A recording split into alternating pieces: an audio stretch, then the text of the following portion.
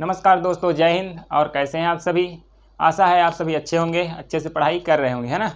जो कि आज हम इंग्लिश स्पोकन क्लास में सीखेंगे कि जैसे कोई हमसे पूछता है कि व्हाट डे इज़ इट, तो हम उसको क्या आंसर देंगे, कि हम कैसे बताएंगे कि आज सोमवार है, कि आज मंगलवार है ना। इस प्रकार क्योंकि हम थोड़े थोड़े जो छोटे छोटे क्या हैं सेंटेंस है जिसको हम प्रैक्टिस करते जाएंगे और हम इंग्लिश स्पोकन को सीखते जाएंगे, है ना। क्योंकि हम धीरे धीरे प्रैक्टिस करेंगे तभी हम सीख पाएंगे, हम अचानक से नहीं सीख सकते। हम रूल भी पढ़ेंगे और कुछ जो नॉर्मल चीज़ें हैं जिनको जानना ज़रूरी है, ऐसे सेंटेंस को भी हम देखेंगे, ठीक। चूँकि आज का हम इंग्लिश स्पोकन क्लास में आगे बढ़ते हैं, MDA माँ दुर्गा एकेडमी में आप सभी का फिर एक बार स्वागत है दोस्तों।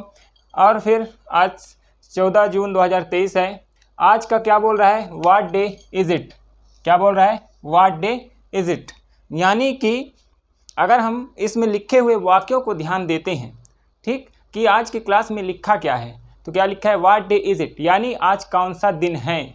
व्हाट क्या, डे दिन, इज़ इट है, इज़ हेल्पिंग वर्ब यानी है, और इट, ठीक। तो व्हाट डे इज़ इट, आज कौन सा दिन है।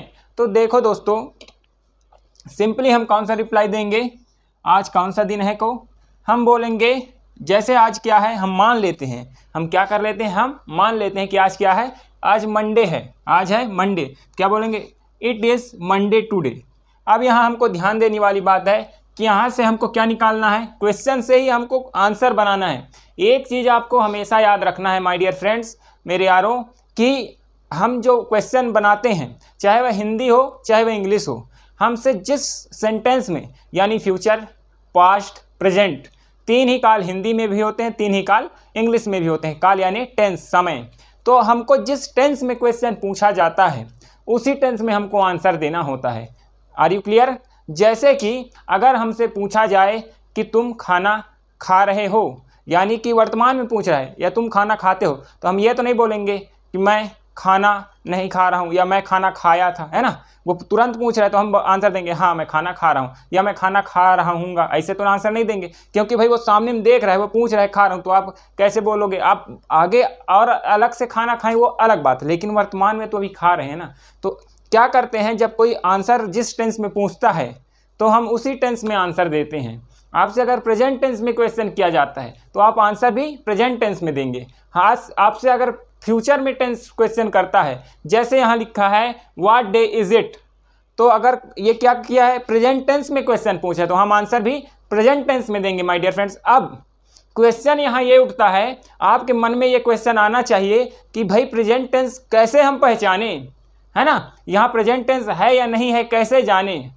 तो इसका सिंपली उत्तर, अभी हम टेंस धीरे से टेंस को भी स्टार्ट करेंगे, क्योंकि बेसिक रूल इधर क्लियर होता जा रहा है। टेंस में भी हम अच्छे से पकड़ जमाएंगे अपना। देखिए ये क्या है, इंट्रोगेटिव प्रेजेंट टेंस। ये क्या है, इंट्रोगेटिव प्रेजेंट टेंस। इंट्रोगेटिव यानी होता है क्वेश्चन, यानी प्रश्नवाचक वाक्य। व्हाट लगा है या डू डज, हेल्पिंग वर्ब हो या WH वर्ड हो, अगर ये दोनों चीज़ें वाक्य के प्रारंभ में होती है और लास्ट में क्वेश्चन मार्क, कौन सा क्वेश्चन मार्क, ये वाला क्वेश्चन मार्क लगा है, आप समझ जाइए ये प्रश्नवाचक चिन्ह है हिंदी में, इंग्लिश में क्वेश्चन मार्क। तो अगर ये लगा है तो आप समझ जाइए माय डियर फ्रेंड्स कि ये इंट्रोगेटिव सेंटेंस है, यानी प्रश्नवाचक वाक्य है, राइट। अब हम कैसे समझें कि ये प्रेजेंट टेंस है कि पास्ट टेंस है कि फ्यूचर टेंस, तो थोड़ा सा यहाँ मैं इसको बताता हूँ, फिर हम आगे क्लास बढ़ेंगे। इज, यहाँ क्या लिखा है, हेल्पिंग वर्ब है इज। हेल्पिंग वर्ब क्या है, इज है हेल्पिंग वर्ब, है ना। तो जो हेल्पिंग वर्ब होता है हम उससे पहचानते हैं कि ये प्रेजेंट टेंस है कि पास्ट टेंस है कि फ्यूचर टेंस है। क्योंकि मैंने अभी तक आपको नहीं बताया है कि प्रेजेंट टेंस का हेल्पिंग वर्ब कौन सा है, पास्ट टेंस का हेल्पिंग वर्ब कौन सा है और फ्यूचर टेंस का हेल्पिंग वर्ब कौन सा है, तो मैं आपको कोई फोर्स नहीं करूंगा कि आप सही बताओ या गलत। लेकिन मैं आपको बता दूं कि जो इज होता है, इज IS, जो IS वाला इज है, यह प्रेजेंट टेंस का हेल्पिंग वर्ब है, जिसको हम क्लियरली कहूं तो प्रेजेंट कंटिन्यूअस टेंस का हेल्पिंग वर्ब ये माना जाता है माय डियर फ्रेंड्स। तो हम इसको समझ जाते हैं कि अगर इज लगा है हेल्पिंग वर्ब तो निश्चित ही प्रेजेंट टेंस का वाक्य, प्रेजेंट टेंस का सेंटेंस होगा, राइट। व्हाट, इसको भी हम देखते हैं। व्हाट यानी होता है क्या, विच यानी होता है कौन, हाउ यानी होता है कैसे, विच यानी होता है कौन, ठीक, इस प्रकार से बहुत सारे सेंटेंस बनते हैं जो हमको इंट्रोगेटिव सेंटेंस बना के देते हैं। तो जहाँ पर व्हाट, विच, हाउ, हु यानी कौन, इस प्रकार के क्वेश्चन मार्क यानी कि WH वर्ड हमको सेंटेंस में क्या मिलता है, वर्ड मिलता है, तो उसको इंट्रोगेटिव सेंटेंस कहते हैं। इसमें डू, डज, डिड, विल, शैल इस प्रकार के हेल्पिंग वर्ब भी मिलते हैं। हेल्पिंग वर्ब जो सामने आ जाता है तो उसको भी इंट्रोगेटिव सेंटेंस में माना जाता है। इसको हम डिटेल से आगे क्लियर करेंगे, अभी हमको इसमें दौड़ाने का दिमाग नहीं है। अभी मैं जिसको बता रहा हूँ आप सिंपली उसको समझिए, निश्चित ही हम आगे बहुत ही बेहतरीन तरीके से पढ़ाई करने वाले हैं my dear friends, believe me. फिर व्हाट तो हमको समझ में आ गया, डे यानी तो पता है दिन है, तो हमने क्लियर कर लिया कि हमको कैसे पता चलेगा कि कोई भी सेंटेंस पास्ट में है, फ्यूचर में है या प्रेजेंट में है। हम हेल्पिंग वर्ब से जानेंगे कि वो पास्ट में है, फ्यूचर में है, प्रेजेंट टेंस में है, राइट। तो हमने जाना कि भाई प्रेजेंट टेंस का क्या है प्रेजेंट टेंस का हेल्पिंग वर्ब, ये पहचान लिए कि भाई ये तो प्रेजेंट टेंस का हेल्पिंग वर्ब है। अब हमने क्या किया, हमको समझ में आ गया कि प्रेजेंट टेंस में सामने वाला क्वेश्चन क्या है कि व्हाट डे इज इट, यानी आज कौन सा दिन है। अब हमको इंग्लिश तो आता नहीं है ना, लेकिन क्या है, हम अगर ऐसे पढ़े रहेंगे ही, जैसे आज के हमने पढ़ लिया कि अगर हमको दिन को बताना है तो कैसे बताना है, तो भले हमको इंग्लिश आए या ना आए, लेकिन हमसे कोई अगर अनजान व्यक्ति पूछता है कि भाई आज कौन सा दिन है, तो हम बता तो सकते हैं ना कि भाई इट इज़ मंडे टुडे, यानी आज मंगलवार है, या फिर आज सोमवार है। इस प्रकार से हम बता सकते हैं ना। तो वहाँ पर क्या होगी, हमको भी अच्छा लगेगा, हमारा सेल्फ कॉन्फिडेंस क्या होगा, डेवलप होगा, इंक्रीज होगा, और हमारा सेल्फ कॉन्फिडेंस बढ़ेगा, राइट। तो हम आगे देखते हैं आज कौन सा दिन है। तो आज कौन सा दिन है, तो आंसर में क्या लिखा है। अब चूंकि ये प्रेजेंट टेंस का क्वेश्चन है तो आंसर भी कहाँ मिलेगा, प्रेजेंट टेंस में मिलेगा। हमें रिप्लाई भी किस में करना है, प्रेजेंट टेंस में करना है, ठीक। जैसे कोई बोलेगा कि आप स्कूल जाते हो, क्या आप स्कूल जाते हो, क्वेश्चन क्या आप स्कूल जाते हो, तो आप क्या बोलोगे, हाँ मैं स्कूल जाऊंगा, ऐसे थोड़ी बोलोगे, हाँ मैं स्कूल जाता हूँ, ऐसे आंसर करोगे, है ना। तो ठीक उसी प्रकार it is Monday today, Monday आ गया सोमवार, टुडे यानी आज, इज़ यानी हेल्पिंग वर्ब, इट यानी तुरंत को बताता है, इट यानी वस्तु के लिए उपयोग होता है, ठीक, किसी समय के लिए, इसका मतलब उसे वह होता है। तो क्या हुआ कि क्या बोल रहा है, इट इज़ मंडे टुडे, यानी आज क्या है, सोमवार है। इट इज़ संडे टुडे, आज क्या है, संडे यानी रविवार है, ठीक। कई लोग क्या बोलते थे पुराने ज़माने में, संडे को क्या बोलते थे, इतवार, क्या बोलते थे, इतवार, है ना। ठीक, आगे बढ़ेंगे। इसको मैंने हिंदी में भी लिख दिया है, आज सोमवार है, आप अच्छे समझ जाएंगे, राइट।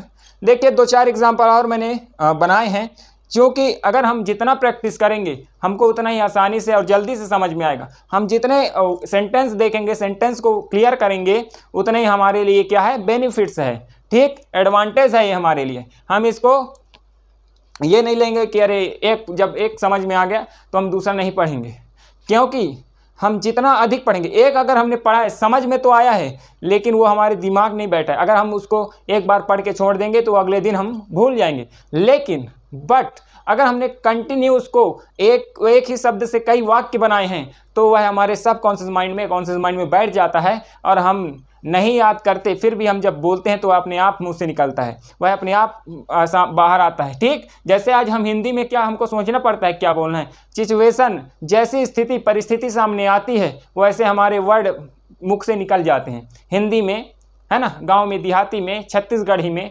लेकिन इंग्लिश में क्या निकलता है, नहीं, क्योंकि हमारे दिमाग को पता ही नहीं है ना, हमारे मेमोरी को पता ही नहीं है कि इसको इंग्लिश में क्या बोलते हैं, इसको जमाना कैसे है। जब हमको पता हो तब तो निकलेगा, हिंदी में पता है तो फटाफट बोल देता है, इंग्लिश में तो पता ही नहीं।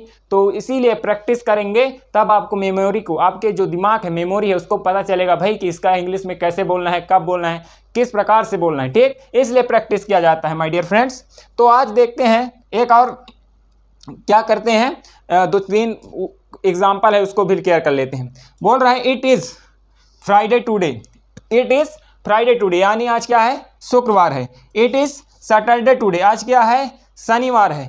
इट इज़ संडे टुडे, आज क्या है, रविवार है। इस प्रकार है, बहुत इजी है, बहुत आसान है। मैंने क्या किया है, इतना इजी ट्रिक अभी तक आपने यूट्यूब में नहीं देखा होगा, मैं गारंटी देता हूँ, इंग्लिश स्पोकन क्लास की है, बहुत इजी ट्रिक, ये आपको कहीं दूसरी जगह नहीं मिलने वाला, आई प्रॉमिस।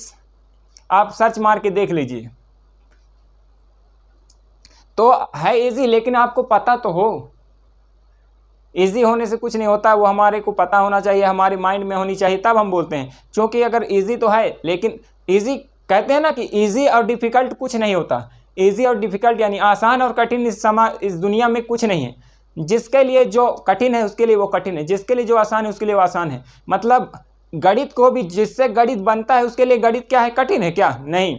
जिससे गणित बनता है उसके लिए भी मैथमेटिक्स सरल है, इजी है, लेकिन जिससे नहीं बनता उसके लिए कठिन है। ठीक उसी प्रकार इंग्लिश भी कठिन नहीं है, जिससे नहीं बनता उसके लिए कठिन है। और इसका सल्यूशन एक है, आप प्रैक्टिस करके उसको सरल कर सकते हैं। चाहे वह मैथ हो यानी गणित हो, चाहे वह इंग्लिश हो, हर एक चीज़ में प्रैक्टिस ही काम आता है। ठीक, अगर इंग्लिश भी कठिन है तो आप उसको बार बार प्रैक्टिस करेंगे तो क्या हो जाएगा, वो आसान हो जाएगा, सरल हो जाएगा, ईजी हो जाएगा। ठीक, इसके लिए आपको क्या करना होगा, आपको इंग्लिश को ईजी बनाने के लिए आपको इंग्लिश में बिजी होना पड़ेगा।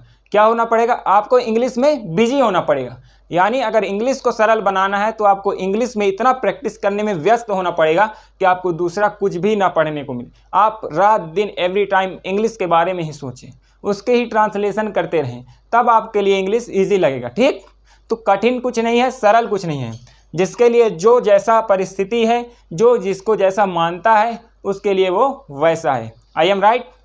तो देखो दोस्तों, आज हमने क्या पढ़ा इंग्लिश स्पोकन क्लास में कि हम किस प्रकार किसी को अगर हम बताते हैं कि आज कौन सा दिन है तो हम किस प्रकार डील करेंगे, कैसे बताएंगे कि आज मंगलवार है कि आज बुधवार है ना। हमको समझ में आ जाता है। तो हमको अगर इंग्लिश की पूरी हिस्ट्री नहीं पता, हमको इंग्लिश में बात करनी नहीं पता, एटलीस्ट कम से कम हम इसको तो बता सकते हैं कि हाँ इट इज़ मंडे टुडे।